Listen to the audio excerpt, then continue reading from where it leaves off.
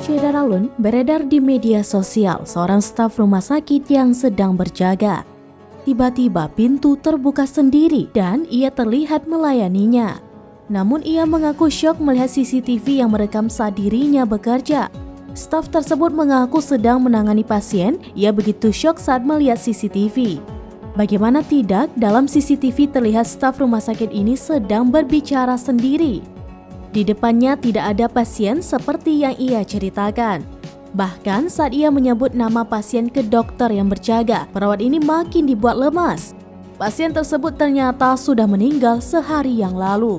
Sontak saja perawat ini langsung syok dengan kejadian yang ia alami tersebut. Mengutip dari dailystar.com pada Kamis 24 November 2022, kejadian ini terjadi di Rumah Sakit Vinochito Sanatorium di Buenos Aires, Argentina.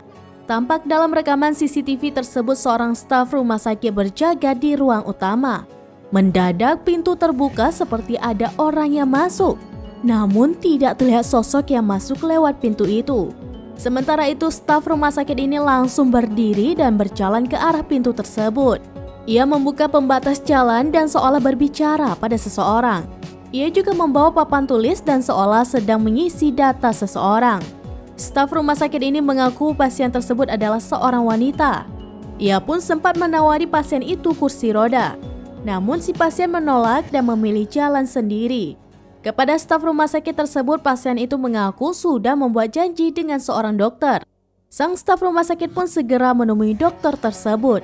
Namun saat staf rumah sakit itu menyebut nama sang pasien, sontak saja dokter tersebut langsung kaget.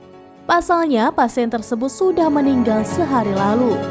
Jawaban sang dokter membuat staf rumah sakit ini langsung lemas.